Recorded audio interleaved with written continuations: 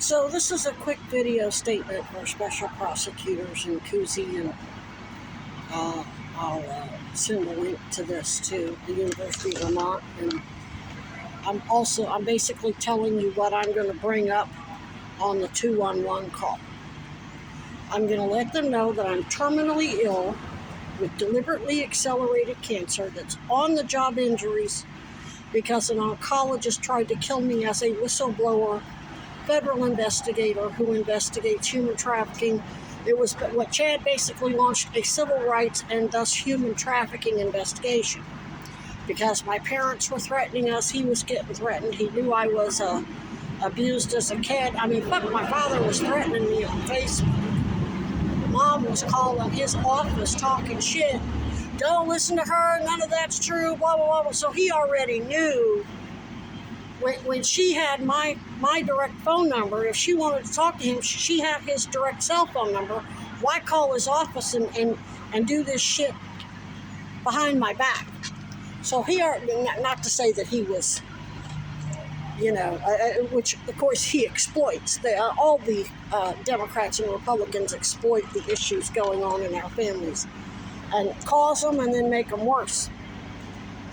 But my point is, what I'm going to tell 211 is that I have on the job deliberately accelerated uterine cancer that's at stage 4, and that whistleblower medical providers are having to sneak me antibiotics to pull me out of advanced sepsis that causes double pneumonia, collapsed lung, big huge abscesses on my larynx, deadly UTI infections, so on and so forth.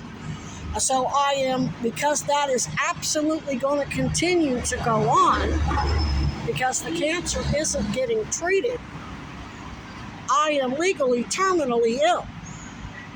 So when they're making this big brouhaha about, we offered her shelter, first thing they're supposed to be whether it's economic services, steps, Preston at the Parks Department, I make sure I get it on the record that they know I'm terminally ill from on-the-job injuries as a government agent investigating corrupt government agents. So they should automatically have red flags going off as to why I don't have hospice care. I should have special hospice advocates making sure I have everything I need, making sure Cousy's involved, and the special prosecutors and all of the feds that raided Buffalo City Hall because of probably my whistleblower affidavits, and probably a whole lot of that wasn't the first time they raided his ass. So there's a whole lot of whistleblowers. So it's not like I'm the only one. And it's all it's all in the news. I'm not going to do a bibliography of all those articles.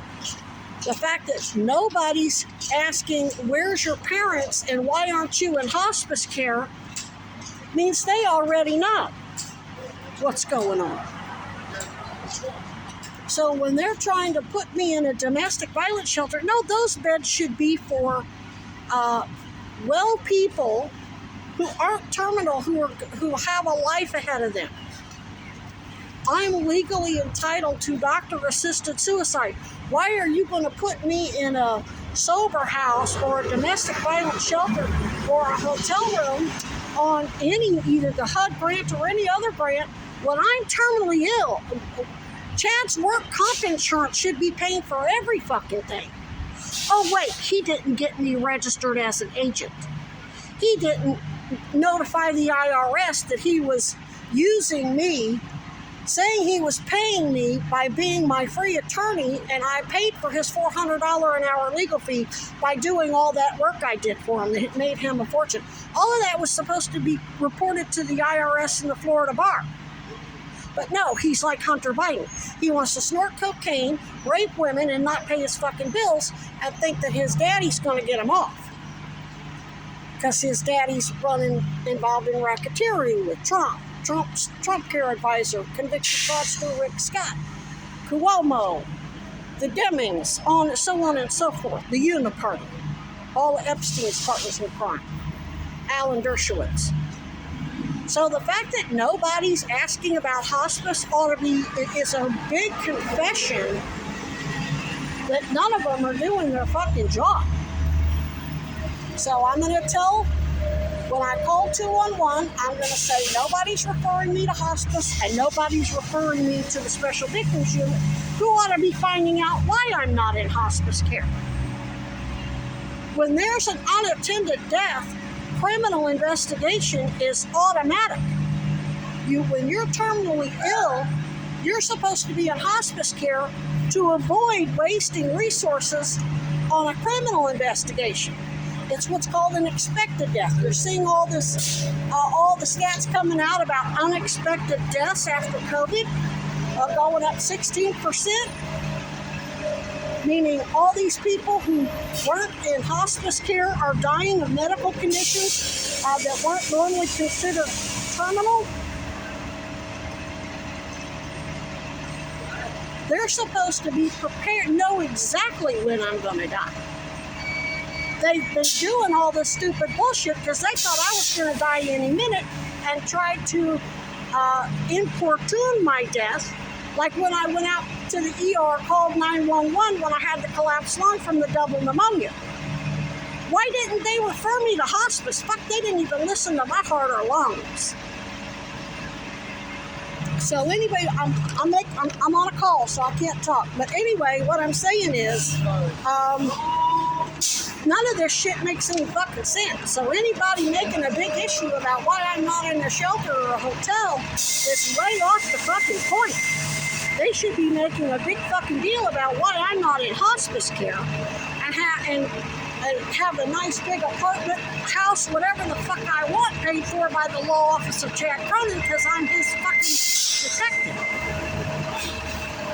He launched a special investigation as a former special prosecutor. Then once he realized his daddy was involved, and I wasn't going to just take some hush money and shut the fuck up, they tried to kill me, and they told me, if you leave, my friends will kill you. They'll fuck with your life in ways you can't even imagine. And then another time he said, oh, they'll kill you. I'm not letting you leave. So just wanted to point that out.